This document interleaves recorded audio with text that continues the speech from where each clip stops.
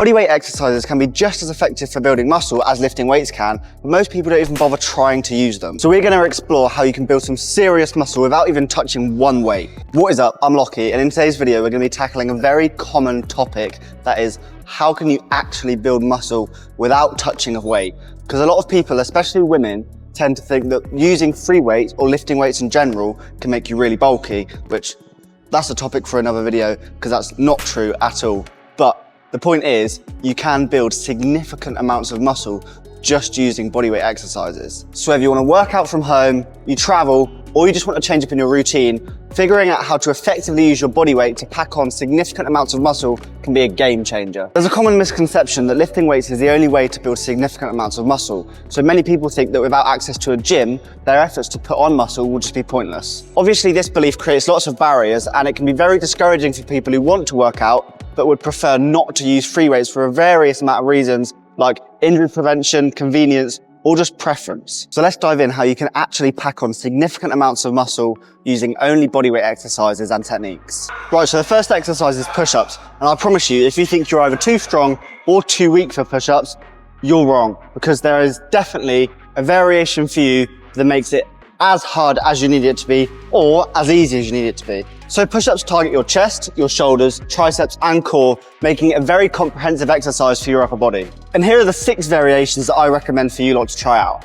So you've got standard push-ups, which is where your hands are slightly wider than shoulder width. Wide push-ups, where your hands are placed wider for more chest focus. Diamond push-ups, where your hands are close together for a tricep emphasis. Decline push-ups, which is where your feet are elevated for upper chest focus. Incline push-ups, which is where your hands are elevated to make it easier for beginners and target your lower chest. And finally, plyometric push-ups, which are explosive push-ups with your hands leaving the ground. So your starting position should be a plank position with a straight body, engaging your core and your glutes. The movement is lowering your body by bending your elbows until your chest is close to the floor, and then push back up, maintaining a straight line from your head to your heels as best as you can.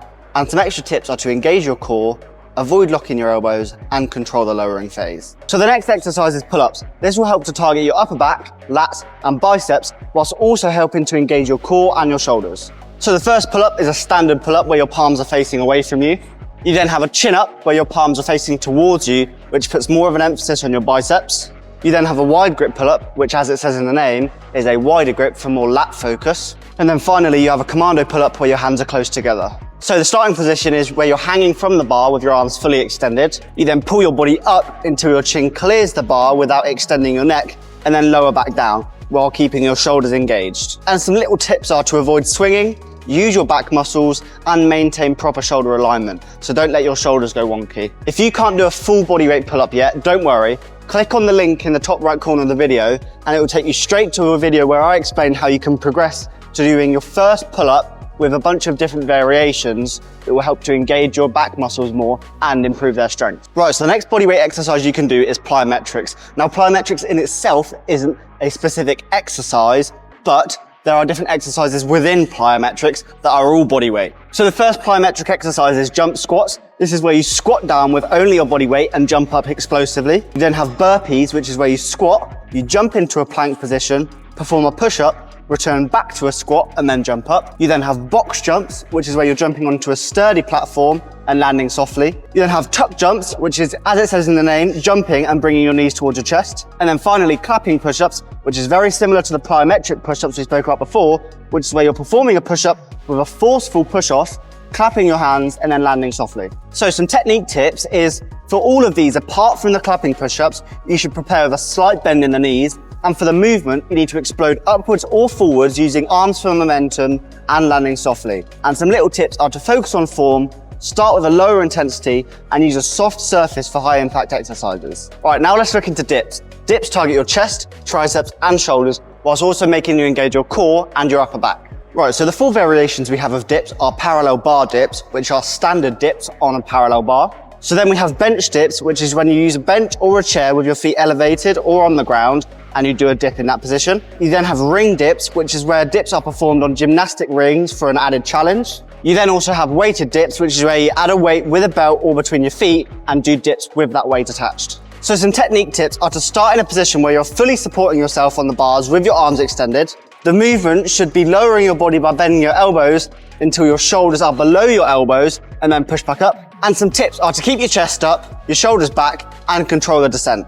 Right, so finally, let's talk about some bodyweight leg exercises. So first off, we have squats, which are just your basic low body exercise. We then have lunges, and you can do these forward, reverse, or jumping.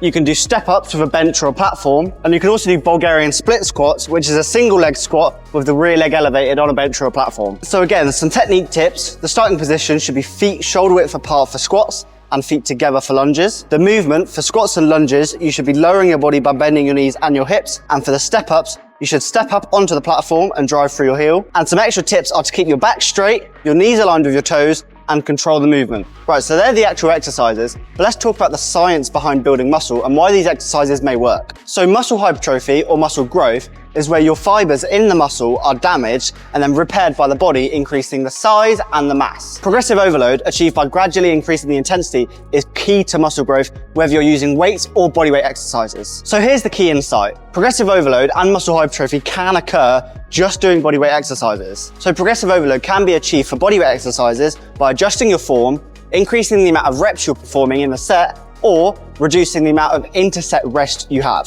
And remember, the principles of form, intensity, and consistency are crucial for muscle hypertrophy. Whilst proper form prevents injury and increases muscle engagement, intensity and consistency is the main driver in producing muscle growth. So to wrap things up, building muscle without weights is not only possible, but extremely effective. Bodyweight exercises like push-ups, pull-ups, and plyometrics can yield very impressive results when done correctly with a high intensity. But remember, the key is to challenge your muscles progressively and consistently. So what's your thoughts on bodyweight training? Share your thoughts in the comments, and don't forget to check out any other videos on advanced training techniques. So if you're new and not subscribed, be sure to hit the subscribe button and turn on the bell icon so you get notified every time I post. For videos like these, it'll be every Saturday at 5 p.m. And for my workout Wednesdays are, as it says, every Wednesday at 5 p.m. And if you love this video in particular, be sure to smash that thumbs up button. I hope you lot enjoyed this one, but that is all from me. And as always, I'll catch you in the next one.